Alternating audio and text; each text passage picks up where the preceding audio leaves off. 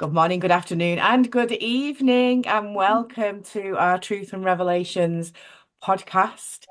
You're joined this week by myself, Paula Fern from Manchester, and Jackie Robinson, as usual.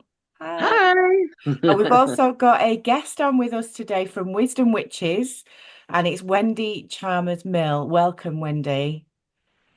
Hi. We're going to be chatting about a few different things, mainly about the celebrations that are going on this week. So we've got Samhain, Halloween, and we've got Diwali, and we've got lots of reasons to be happy and filled with joy and filled with light this week. Yeah, yeah. And we're going to kind of touch on misunderstandings around Halloween, and I've got my own stuff that I want to kind of talk about in terms of Halloween. Then we're going to talk about a few, well, we might not do it in this order because we're quite free flowing, aren't we? But we're going to talk Yeah. about a few things that are out in the mainstream news and what that means from an alternative standpoint. So welcome, welcome, welcome. Please subscribe. Please press the bell so that you get notifications of when we have our podcast released. And tell your friends. Go get everyone. Tell them to come and Yeah, join us and have a listen. yeah. So, Jackie, over to you. Right, yeah. So another week's flown by, hasn't it? So quick.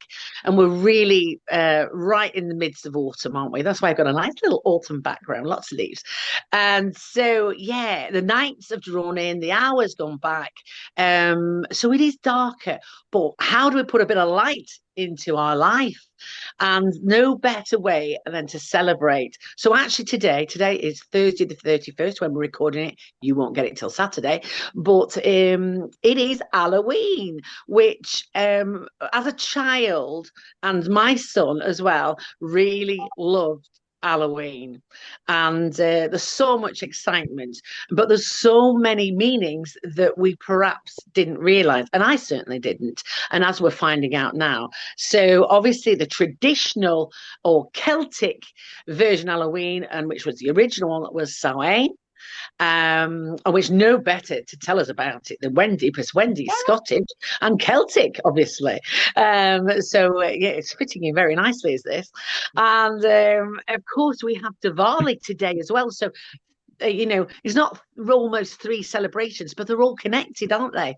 Yeah, that's it. And this is the thing, people think they're separated, but they're not, because they do say that Halloween, Samhain, and even Diwali, it is the thin veil, isn't it? Which I want to touch on and want to see what you ladies have to say about that. And it's a time when we sit and think about our ancestors that have gone. Personally, I think about all my ancestors, but really the ones that touched me most, i.e., my father. But I also think about friends that have passed as well. And tonight I will be celebrated on the beach with a campfire, with lots of friends who think like I do, and we will be, thinking about those things and saying our own little things, personal things to our ancestors to bring them closer. There's a lot to talk about on this subject, but I'd love Paula and Wendy to put in their view about what their personal feelings about it and what it means to you, actually. Wendy, would you like to go first? Well, interesting enough, first and foremost, before I talk about Sawain, um, the 31st was when my oldest child was born. Oh, It's, wow, your firstborn. my firstborn was on the Wow. 31st of October, and he's recently emigrated to Canada. And so, for the first year ever, I won't be with him this day. So my day today is different to Norm's in that I won't be celebrating both Sawain and his birthday with him. Oh, So that's where I'm at today with the 31st of October. But I suppose my learnings have been the difference between the Christian approach to what Halloween is and the pagan approach to what Samhain is, and they are quite different, really. They come from completely different perspectives and different parts of learning and life. One being celebrating All Saints, the Hallows Day, as in Halloween, and the other being, as you've just rightly said, Jacqueline, celebrating the thin veil between spirit and life, and the connections that perhaps can be made available at this time as we move from summer into winter. So Samhain means the moving from summer through into winter.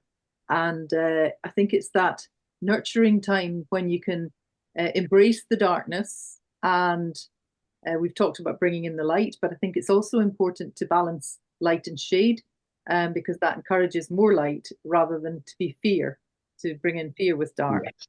So it's understanding that in that darkness we can embrace the whole part of ourselves, all our parts, and become more whole and connected to everything, including ancestors, spirit, and heart, self. So that's how I sort of see Samhain. I moved away from All Saints' Day and Hallows Eve quite a while ago because it doesn't resonate with me. It doesn't Yeah. the same to me. Interesting. Did you, Wendy, you've got 3 boys, haven't you? Did you, when they were younger, did you celebrate Halloween with at that time, or was you? We've always had a party. So Yeah, for the birthday, yeah. We've always used fire. Fire's cleansing, so we've always used fire and had fireworks and fire. Well, fire, a fire in the garden actually, because that in itself brings that sense of warmth through into the winter. Yeah. You know, it's that cleansing feeling. And I've always done Halloween parties until the boys left home, from Harry Potter-esque through to pumpkin dressing up, the whole kit and caboodle. So Halloween's always been a very big celebration, actually. But the concept of it has been for the children, whereas my own ethos has been more about just enjoying that transition of lightness through into darkness, embracing the time for hibernation and growth, connecting to anything and everything that's available to us at this time, and enjoying that sort of understanding of being connected to everything, spiritual, ancestral, and just realizing that the energy that's within us is part of the energy that's within everything else. I think, amazing. I think it's important to remember as well that that kind of teaching for children isn't just a one night thing. So there's a lot of talk in certain areas of, I mean, Halloween is very commercial.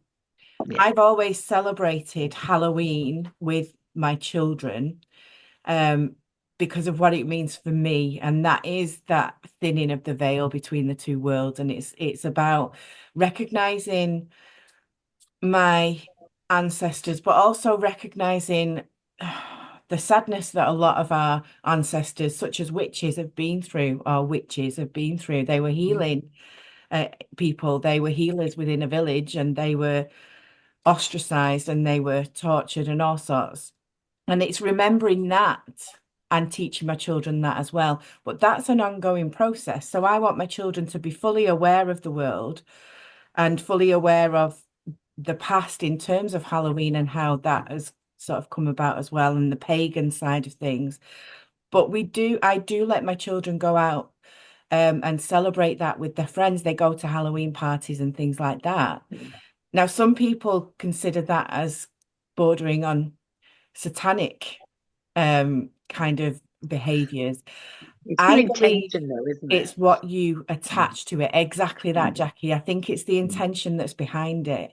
And that's a conversation that I think a lot more people should have. I've seen lots of different viewpoints over the past few days as to, because Halloween's coming up and Samhain's coming up, and I know lots of different types of people that celebrate for different reasons. And even the most beautiful souls sometimes say, well, I would never have my child celebrate Halloween because it's not, it's sort of harvesting the fear and things like that. But I find it to be a joyful time for kids. It's an exciting time. It's not something that the fear and excitement is much bigger. Not the fear, but the excitement and the happiness of being together with friends and being in the community and doing the things that they're doing together and building those bonds, I think, is more prevalent than the fear. Does that make Yeah. sense? 100%. Because I mean, I didn't probably tell the story to my son because I didn't really think about it at that time. But now, of course, I think you're absolutely, of course, your children are much younger than mine, Paula. So, it's important now that they know the story about witches. Why did witches were prophesized as being ugly and evil, and they look dreadful and scary. But the reason for that, of course, is because they were beaten to half their life and then paraded through the streets and jeered at with their neighbours and family, friends.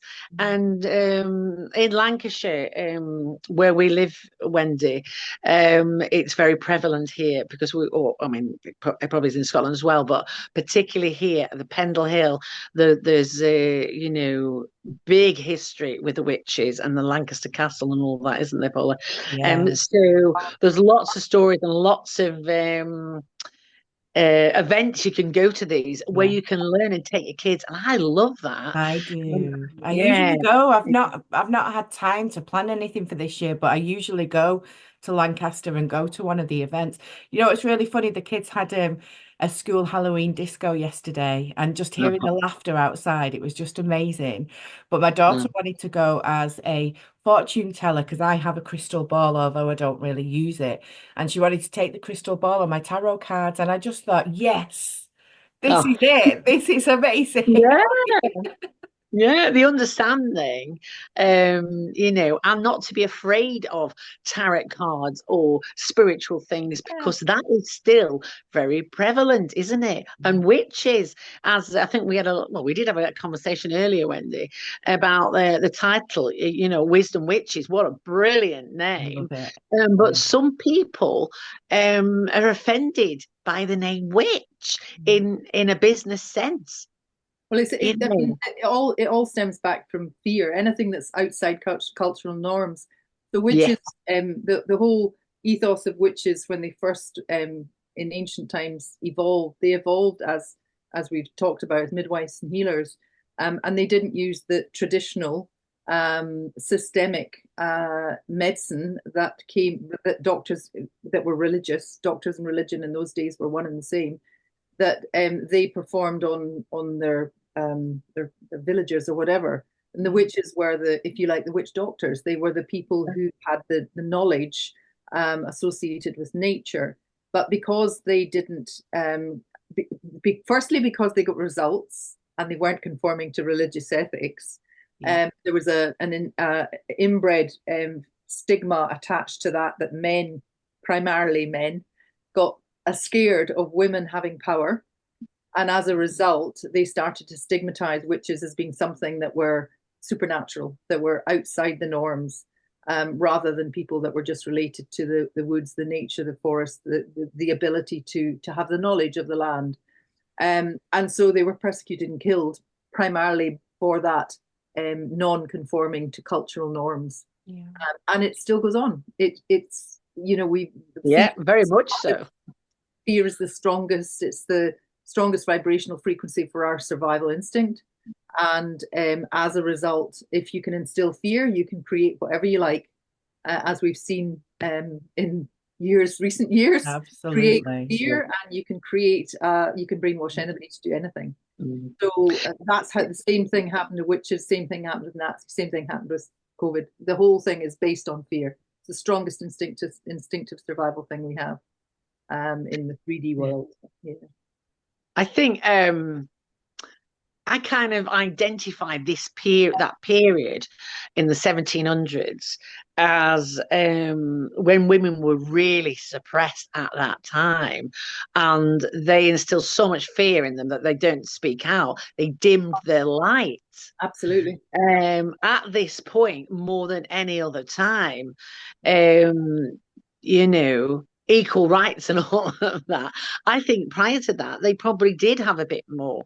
But in the 17th century, when they were suppressed, the light was completely dimmed out.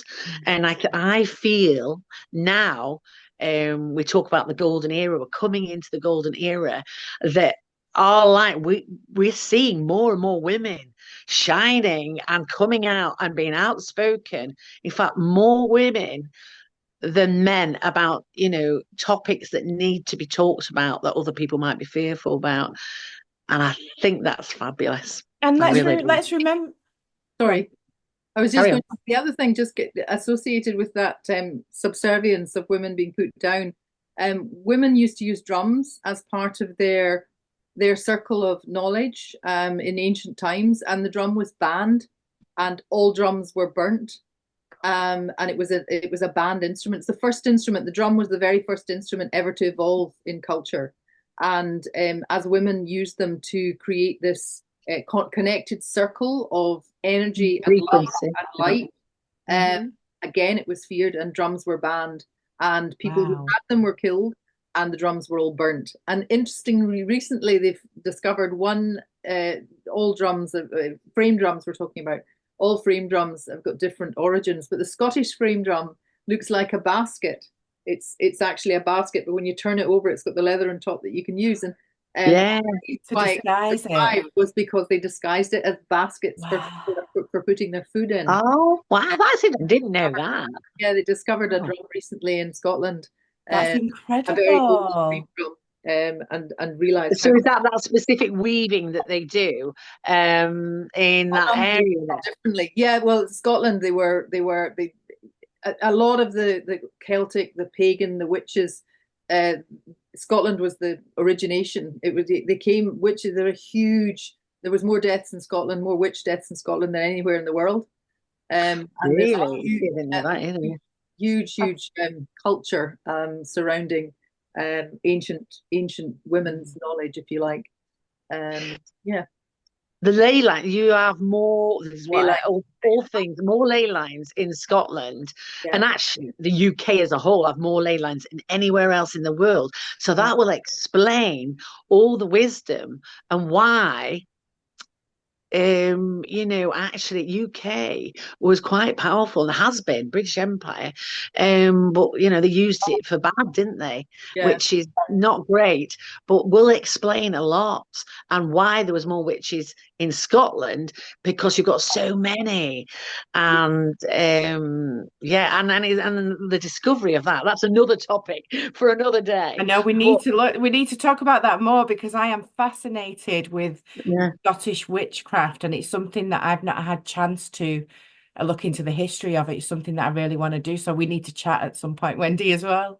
But just to give a bit of a shout out. So the way things are these days, although we're moving in the right direction to get that recognition for Wicca, witches, paganism, all the alternative ways of things. And a lot of people will talk about in history that it was men persecuting women. Now, I just want to celebrate the men that are accepting of us women who are shining our light without apology, because those men are leading the way as well. And I think it's important to remember that, because there is a balance, there's always balance.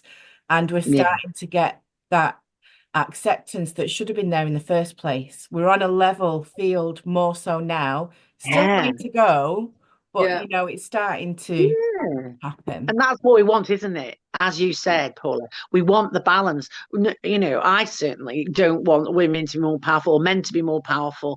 As a total equal, we need yin and yang. We need a divine feminine and divine masculine, and they need to have that balance. It's a very good point, is that, Paula. I really, really believe in that. And please, more men, celebrate us. And we should celebrate you equally. Important to remember that neither is better. We're just different. And the neural network in a man is very different to the neural network in a woman. And so the way in which I talk about spaghetti brain and trapdoor brain. So women tend to have spaghetti brains. How the neural network works within a woman's brain is very interconnected. So instead of having a conversation that goes A to B to C to D, a woman will have a conversation that goes A to D to C to B. Whereas absolutely, a man 1,000,000% that's me. Goes A to B to C to D, because they have trapdoor thinking. The neural network, how they actually think, is in a much more logical, generally speaking, not always, but generally speaking, is in a much more logical process driven way. So they want to get to the outcome through a logical sequence of events. Women don't necessarily do that. Women quite often find a different outcome to the one they were thinking they were going along when they started. So it's so digressing into a different pocket. It's left brain, right brain again, isn't it? Rather than the one being better or one being more powerful. Yeah, exactly. Accepting those differences, acknowledging and accepting those differences. That's okay. That's all good. Yeah, absolutely. Yeah. And when all the conversations we have and have had, this is our fifth podcast, they're all interconnected. So you talk about the drums there, which I didn't know that fact, by the way. So that is fascinating to me. But the other fact that I've recently found out is that they have buried so many church bells. Okay. Because of the frequency, because the sound frequency. So they're discovering these huge bells. I mean, you go along and I've seen them in Scotland and the UK, most churches have a bell, but there were so many churches at one time from all denominations, but they took them down at one time and they've been finding them buried. And that is because of the frequency, because all those years ago, they were very advanced too. So it's just discovering that, isn't it? Egypt. Question everything. Question everything. The illusion. I didn't know that. Yeah. Yeah, it's fascinating. So Samhain is just a bigger celebration now, and people are knowing more about it, and they're understanding and having deep thought processes. And also, as autumn is talked about, is we're letting go, aren't we? We're letting go of things that don't serve us anymore. And I've certainly, with following the moon, and I know that you two do that as well, the emotions of the last week, mainly last week for me, was intense and really deep thought of what I needed to do in my life. Did you feel that? Very powerful. The last full moon was a very powerful moon, the harvest moon. One of the most powerful moons that existed in the last, I can't remember how many years it was, but very, very, very powerful energies that were around that last full moon. So the whole cycle, this whole moon cycle, I would say till the next full moon is fluctuating with a lot of different vibrational energetic fields. I felt quite heavy before. I've been away for a few days, and I think if I hadn't gone away, I'd be feeling the way that you did, Jackie. Sorry about the dog barking. But prior to that, yes, from the full moon and everything, things have felt quite heavy, like I'm walking through sludge at times. But I've had a lot more clarity over the past few days. I feel like, and I do think it's because it's Samhain. I believe that I don't know whether it's my guides coming through and helping me with that clarity. I'm going to sit with it for a bit later on, I think, because I'm feeling a lot brighter. I'm feeling so much more energized, and I'm feeling pretty good, to be fair now. Determined is my word for today. It's just like, and I have been given proof this week from not just my guides that are using my intuition, is that people have contacted me this week and said, I've got a message for you, Jackie, from a guide that wanted to tell you this, that, and the other. I'm like, and it was exactly the message that I needed. And exactly the right people have come into my life this week. Wendy, you're one of them. Yeah. And, I'm such a strong believer in the synergy of how things like them. I always talk about the mosaic. They do come in when you most need it. And it's wonderful. And I think with that, perhaps we should talk about how can people watching this, how can they tap into the intuition, their third eye, or the pineal gland, whatever anybody wants to call it. It's all the same thing. It's so important, isn't it? It's essential. We've got to, and we've got to spend some time in stillness in nature and in stillness to be able to listen, because we have everything that we need. It's just that we're so fast and quick and do this, do that, the other. And you have to, it's essential for your well-being. It's essential for you to keep going through these crazy times that we're living through at the moment. You have to be still. Wendy. Yeah, no, I absolutely agree. I think what we don't appreciate is that most people are driven from the outside in, from the noise.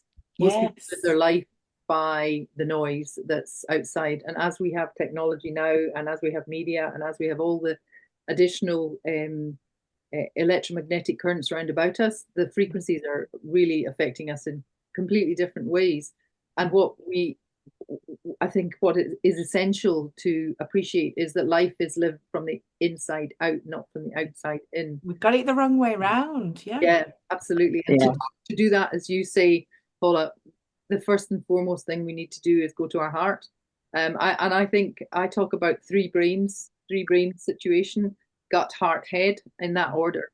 And your intuition comes very much from the connection of all three, and the expression of being silent and becoming the conduit between heaven and earth, and not allowing the disturbance from round about to come in. So insulating yourself. Imagine, I literally say to people, imagine yourself as if you've got a cotton wool armor round about you that stops anything coming in from any aspect of life, and take yourself just into your green space within, the heart space within, and really imagine that heart space vibrating and pulsing, and that light pulsing into the cells and allowing it to come up through into your third eye, and allowing the laser beam to come out. And visualization is a very, very powerful thing. Yeah, I totally agree. I think be kind to yourself if you're not doing that as well, because we are conditioned. Everything that we see and hear and observe and experience has an impact on the way that we behave and what we believe about our life. And we can be, I work online most of the time, so I have my phone, and I have to sometimes when I'm really busy, and because I love what I do, and we've got another guest. I love what I do, and when I'm really busy, I can be so in the zone. I have to physically think, put my phone away now. I'm going to come back to me, and that's okay. I need to do that, and I want to do that because that's how I perform the best, and that's how I live my best life, by coming back to me. But sometimes you have to consciously make that effort to do it. So don't beat yourself up if you're not taking that stillness. Just remember to try and incorporate it in little parts of your day if you can as well. A really good thing that somebody taught me that I've really found useful is setting your alarm. You might not have a chance to do this, but I set my alarm for every hour to take 5 minutes out. And sometimes I have to leave it a few minutes, but it reminds me, I need time out. Go and take a walk, go make a brew, walk outside, whatever. Digital detox is so important, and we live our lives. I do. My life's always on the online, so, but we have to actually build it into our life, otherwise it's not going to happen, because this is the way we're flowing, isn't it? And digital is good if we make it good, and it's bad if we allow it to be, isn't it? Having the boundaries, and also it's once you start making habits, there's so many days, if you do that thing, there's so many days that will build a habit. Wendy, one of you might know how many days that is. I can't recall it right now. But once you do something over a period of time and you're doing it daily, it just becomes the norm for you. So start getting into the practice of doing that work, and it'll come. And just mindfully, people think about meditation, I always think, too heavily. They think, I've got to go and sit in a corner, and you don't have to do that. just get outside, look at the colour of the trees, use your five senses. That's the easiest thing to meditate for me. Engage five senses, taste what you're looking at, what you're hearing, and then you start to meditate in your own way, don't you? Your intuition just comes in. Yeah. I But think you're right saying that meditation has got a it's got a notion behind it that it is this you need to be in a silent place with nothing around about. Yeah, I would completely concur that meditation is about just coming in, just slowing yourself down, just becoming breath work as well, isn't it? You can That's use key. that lull of noise to be part of your meditation. You can use that as the background, because I've done that before. If I've done a lot of traveling recently, and when I've been sat in an airport and I'm just hearing people walking past, and I'm using that lull of that sound to help center me, you know? Yeah. Sound's a powerful one. Yeah, all aspects of sound. And I actually think I talk about just looking at time. I talk about the other thing to be very, very consciously aware of is your words. I noticed when you were speaking a minute ago, Paula, you said you have to, and you then I said think I said need as well. You need to. Yes, but you did change it. I noticed you then changed it to want to.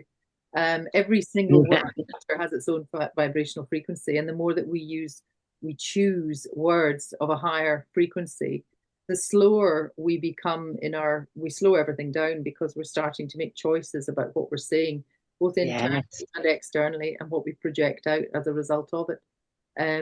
So that's a very powerful way of just becoming centered, listening to yourself, or taking a balcony view of yourself and seeing yourself and slowing yourself down. And I use that a lot when I'm talking the wisdom, which is you need to leave your body and you need to look at yourself, get some space.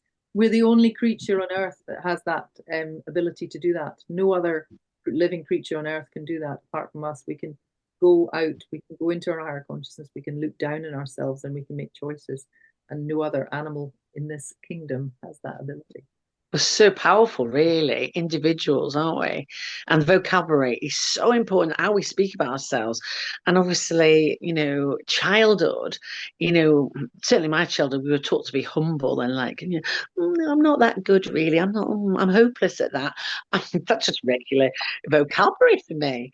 But now obviously it's not. And, I project what I want other people to think about me. And sometimes I go a bit quibbling behind when I'm saying, do I really believe this? But actually, yeah, and you become that person. So powerful, so powerful. I'm conscious of the time, and I just wanted to touch briefly on Diwali. Well, not briefly, because it's important. It's the Hindu celebration and the celebration of light, and I think it's a great way to finish off. Is the celebration of light and bringing light into your life, and the reason why I do celebrate Diwali. I've got some nice Hindu friends, so I always put lights up and I'll do the thing because I really love it, and I love Christmas because of this. Obviously, Christmas is a whole Christian, or supposed to be, but I love it because of what it brings, the light it brings, and all those lights in the darkness, and particularly at this time as we're looking at the darkness, I think we need it. What do you think about that? Diwali, celebration of light.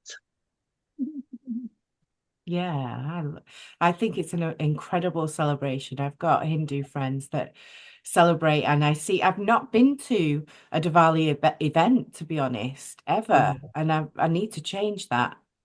So, yeah. To get an invite. Maybe next year now, because I'm a bit late in the day. But I see pictures, I see videos, I can feel that energy of what it brings, and it's a beautiful celebration. It's very so lovely. Yeah. Yeah. I like my Wisdom Witch offering last week before last was called Bring in the Light. Yeah. And it was about how to channel yourself to become a lighter being, a light being, through increased vibrations. So I'm very much a light angel. I believe that the more you can cast light round about yourself and light into a room and just light in general, the better. I radiating your aura, isn't it? Very much. Yeah. So, I mean, they say, don't they, your aura stretches 12 foot all around you. So if you're bringing in the light, which you certainly do, Wendy, and Paula does as well, I like to think I do as well, is that if we're radiating 12 foot, how amazing. Because how do you feel when you're next to someone who shines the light? You start feeling the light. Absolutely. Equally, when you shine the darkness, you start feeling the darkness. So it's so important. It's not even... It's essential, as Paul said earlier. It's essential. Yeah.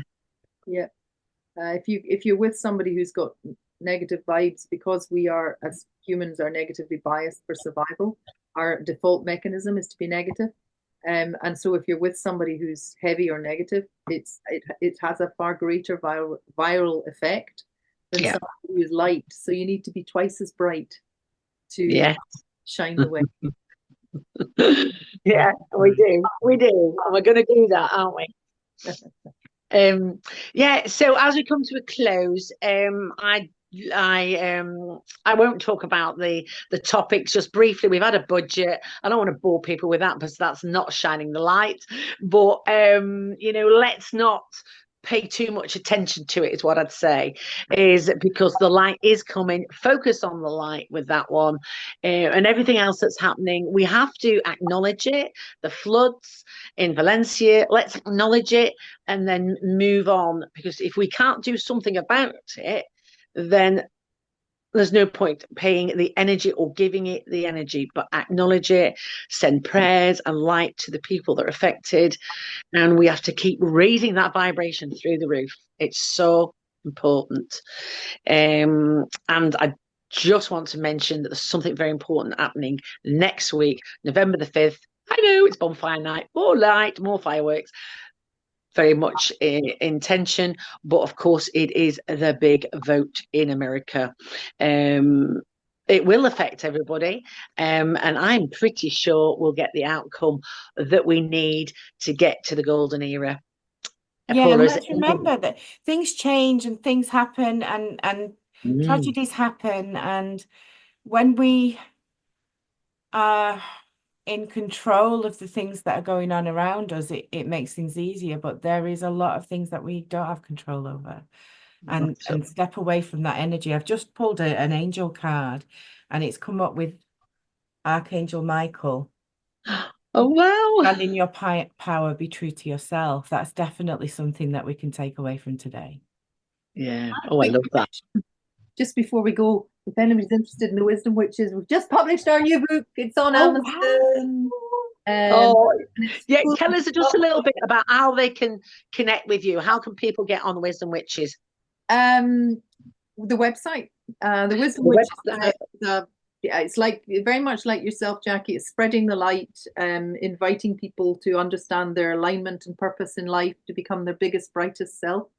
And we have online forums weekly, which are like coaching sessions, online discussions with guest speakers about everything that's bright and light.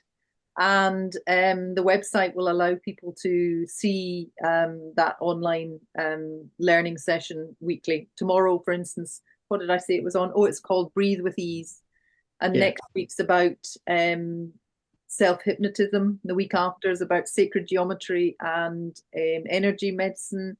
And I think the following week after that, we are doing a session on the moon phases, on the moon in your house. The following week after that, I think we are doing shamanics. So we've got a shaman coming on. So we have lots of really interesting speakers, and I so want people to come on, because the transformations that we've had with people in this group, which is such a loving light group and a safe group, has been extraordinary. I mean, I can't tell you the transformations people have had. So I would love to invite everybody to go onto the website and and this is what Root Connections, and obviously this is Root Podcasts, is all about, is spreading the word wide. And it's not just about roots, it's about every holistic practitioner who can spread the light, every human being who can spread the light. That's what we're here for. We know that the only way that we're going to get a happier life is to raise the vibration. Therefore, collaboration is key. And I can't wait to collaborate more with Wendy. And, there's so much happening and it's so exciting. And so, yeah, that's the last thing I've got to say. Just have the best week. Enjoy all the celebrations. In fact, celebrate all three. Bonfire night next week. Enjoy it all. Because we have to. We have to have our best life, living our best life. Yes, I totally agree. Thank you so much, ladies. I've loved it today. Me too. Thank you for having me on, girls. Nice to meet you both. We'll have you on again for sure, talking about a different topic. Thank you so much, everyone. Don't forget, subscribe, send it to friends, and give a bit of light. Thank you, everyone. Bye. Bye.